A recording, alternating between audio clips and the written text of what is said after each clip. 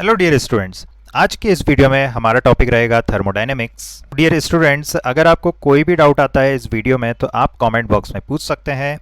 सो dear students, अगर आप चाहते हैं कि इसी तरह से मैं आपके लिए वीडियोस बनाता रहूं तो मेरे वीडियो को आप लाइक करिए, चैनल को सब्सक्राइब करिए और अपने फ्रेंड्स के साथ में मेरे वीडियोस को शेयर करिए।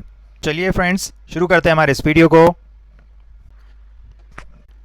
सो डियर स्टूडेंट्स, क्वेश्चन नंबर 1 ये रहा आपके सामने। तो प्यारे बच्चों, आप देख सकते हैं आपके स्क्रीन पर, यहाँ पर इस रिएक्शन के लिए हमको एंथैल्पी चेंज दे रखा है, देन हमको एंट्रोपी चेंज दे रखा है और हमसे क्या पूछा है इसको भी हम पढ़ते हैं। Calculate minimum temperature after which reaction becomes spontaneous. Okay, मतलब यहाँ पर आपको मिनिमम कितना टेम्परेचर रखना पड़ेगा सो दैट ये जो रिएक्शन है ये स्पॉन्टेनियस हो जाए। उम्मीद करता हूँ आपने पढ़ा होगा कॉन्सेप्ट ऑफ गिब्स एनर्जी। और वैसे भी जब आपको क्वेश्चन में एंथैल्पी एंट्रोपी दोनों दे रखा हो और आपसे कुछ टेम्परेचर का रिलेशन पूछ रहा हो और कंपेयर करना हो आपको स्पॉन्टेनिटी या फिर नॉन स्पॉन्टेनिटी, तो आपको वहाँ पर definitely concept of Gibbs energy use करना चाहिए। तो चलिए बिना देर किए हम फॉर्मूला लिख देते हैं गिब्स एनर्जी चेंज का। तो देखिए ये रहा हमारा formula, delta G is equal to delta H minus T delta S. Okay, अब देखिए अगर रिएक्शन को हम स्पॉन्टेनियस करना चाहते हैं, क्योंकि देखिए ये यहाँ पर देखिए लिखा है स्पॉन्टेनियस आपको रिएक्शन करवाना है, तो अगर आप चाहते हैं कि आपकी रिएक्शन हो स्पॉन्टेनियस तो देखिए delta G must be negative और we can say less than 0। Okay, तो गिब्स एनर्जी या delta G change in Gibbs energy should be less than 0। Okay, अब डेल्टा जी की जगह पर मैं क्या लिख सकता हूँ, delta H minus T delta S is less than 0। और क्योंकि हमको यहाँ पर टेम्परेचर कंपेयर करना है तो टेम्परेचर को मैं अगर लिख दूँ इस तरह से, चलिए टी डेल्टा एस ये हम राइट साइड ले गए और ये रहा आपका डेल्टा एच। तो अब देखिए हमारा ये रिलेशन आया डेल्टा एच, ठीक है। अब अगर टेम्परेचर के लिए मैं लिखूं तो क्या लिख देंगे, delta H upon delta S, ठीक है। तो ये जो टेम्परेचर होगा ये हमने किस कंडीशन के लिए चेक करा है, स्पॉन्टेनियस रिएक्शन के लिए, मतलब मिनिमम टेम्परेचर या फिर आपको इससे ज़्यादा टेम्परेचर अप्लाई करना पड़ेगा। तो देखिए यहाँ तक मैंने कुछ भी एक्सेप्शनल काम नहीं किया है, ये बिल्कुल बेसिक सा काम मैंने किया है। आपको सबसे पहले इस तरह से या तो आप इसको याद कर लीजिए और अगर आप याद नहीं करते हैं तो एग्जाम में विद इन आपको 10 सेकेंड में आप ये लिख सकते हैं। रिएक्शन आपको delta G is equal to delta H minus T delta S, इसको याद रखना पड़ेगा। अब देखिए डेल्टा एच और डेल्टा एस इनके वैल्यूज़ ये रहे हमारे सामने। ओके, बट यहाँ पर आपको ध्यान देना पड़ेगा यूनिट्स पर भी। तो जैसा कि आप देख सकते हैं डेल्टा एच का यूनिट है किलो जूल्स में और एंट्रोपी चेंज का यूनिट भी है किलो जूल्स में। Okay, but in some questions क्या होता है, आपको एक कोई सा वैल्यू जूल में और दूसरा किलो जूल में दिया होता है तो आपको फिर वहाँ पर दोनों के यूनिट सेम करना पड़ते हैं। बट क्योंकि यहाँ पर लकीली आपको kilo joules and kilo joules दे रखा है, so no need to multiply by 1000 और डिवाइड बाय 1000, आपको सिंपली ये वैल्यूज़ रख देना है इस फॉर्मूले में। तो देखिए डेल्टा एच का वैल्यू कितना है 42 और डेल्टा एस का वैल्यू कितना है 0.06। ओके, तो देखिए अगर आप इसको सॉल्व करेंगे तो अगर पॉइंट हटाऊंगा मैं तो 0 ऊपर चला जाएगा और ये 6 7 42। ओके, तो देखिए क्या आंसर आ गया हमारा, T ग्रेटर देन 700। अब देखिए ये टेम्परेचर किस में आता है, केल्विन में। ओके, तो देखिए यहाँ पर आपको टेम्परेचर कितना अप्लाई करना पड़ेगा, एटलीस्ट 700 केल्विन से थोड़ा सा ज़्यादा टेम्परेचर आपको अप्लाई करना पड़ेगा। तो उम्मीद करता हूँ ये क्वेश्चन आपको क्लियर हुआ। अब बढ़ते हैं हमारे नेक्स्ट क्वेश्चन पर। तो चलिए देखते हैं क्वेश्चन नंबर 2। देखिए इस क्वेश्चन में बेसिकली मेरा एम है कि आप कैलकुलेशंस पर फोकस ना करते हुए आपको ये ध्यान देना है कि कैसे अप्रोच करें इस टाइप के क्वेश्चन को।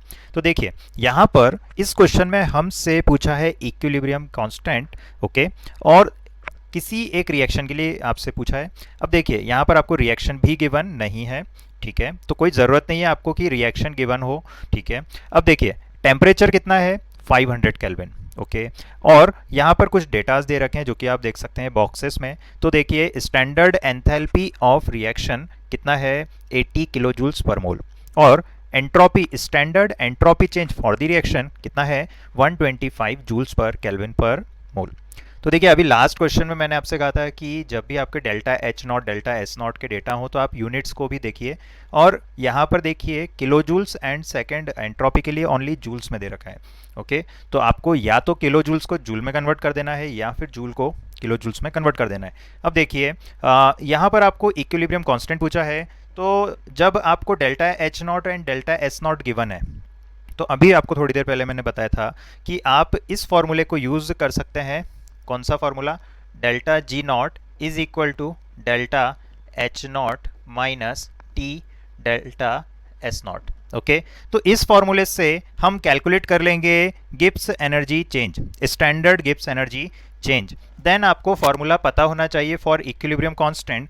तो क्या फॉर्मूला है, delta G not is equal to minus R T ln of K equilibrium. Okay, equilibrium constant.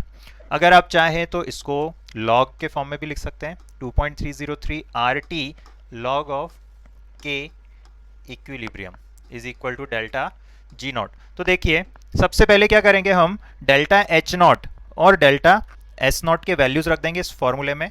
तो देखिए डेल्टा एच नॉट कितना है मेरा, 80, और इसको मैं 1000 से मल्टीप्लाई कर दूंगा, minus T delta S. Now temperature is 500 kelvin और एंट्रोपी चेंज 125 है।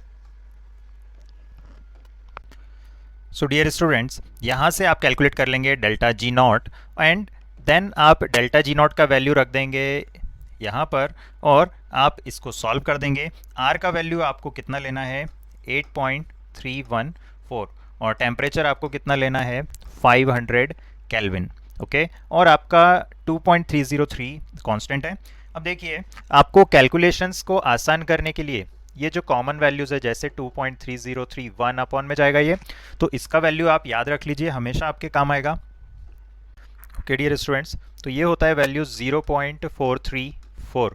ओके, तो 1 अपॉन 2.303 इसका वैल्यू आपको याद रखना है। देन आपको याद रखना है 1 अपॉन 8.314, क्योंकि ये भी काफ़ी कॉमनली यूज्ड आपका कैलकुलेशन होगा। तो इसका जो वैल्यू होता है दैट इज़ 0.12। ओके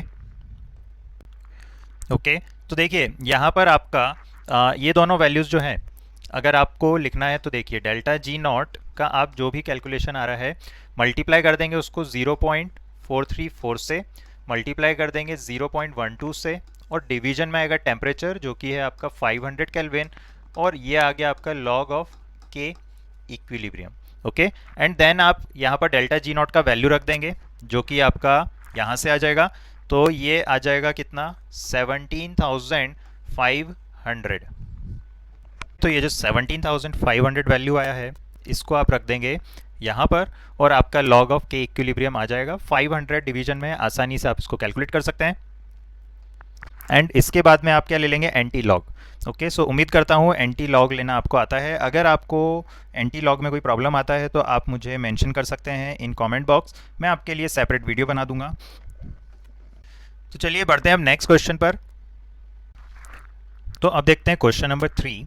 देखिए क्वेश्चन नंबर 3 में आपसे क्या पूछा है, for CO2 solid to CO2 gas.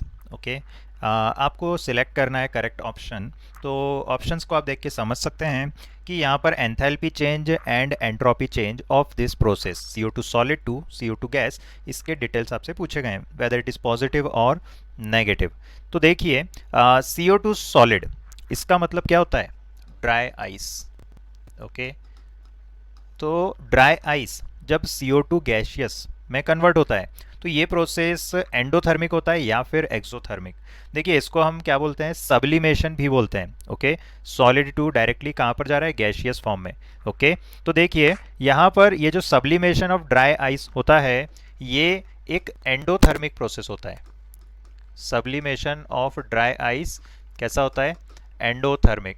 देखिए अगर आप कहीं किसी प्लेस पर लेट से आपने ये ड्राई आइस रख दिया, सॉलिड CO2, ओके तो आप क्या देखेंगे, वहाँ जो सराउंडिंग का टेम्परेचर है वो काफ़ी ज़्यादा क्या हो जाता है, डिक्रीज हो जाता है। ओके और इसलिए ड्राई आइस को कूलिंग के लिए भी यूज़ किया जाता है। ओके तो क्या करता है, ये सराउंडिंग की हीट को एब्जॉर्ब कर लेता है, और हीट को एब्जॉर्ब कर लेता है मतलब एंडोथर्मिक है। ओके तो प्रोसेस क्या होती है, ये एंडोथर्मिक। तो एंडोथर्मिक के लिए डेल्टा एच क्या होता है, पॉजिटिव। ठीक है तो डेल्टा एच पॉजिटिव मुझे कौन से ऑप्शन में दिख रहा है, ए और सी में। तो बी को मैं हटा सकता हूँ, डी को भी मैं हटा सकता हूँ। अब आते हैं एंट्रोपी चेंज पे। तो देखिए एंट्रोपी सॉलिड से गैशियस फॉर्म में जा रहा है, और सॉलिड टू गैशियस फॉर्म जाना मतलब एंट्रोपी इंक्रीज हो जाती है। ओके तो डेल्टा एस यहाँ पर क्या होगा, डेल्टा एस पॉजिटिव होगा, बिकॉज प्रोसेस में सॉलिड कन्वर्ट हो रहा है इनटू गैस।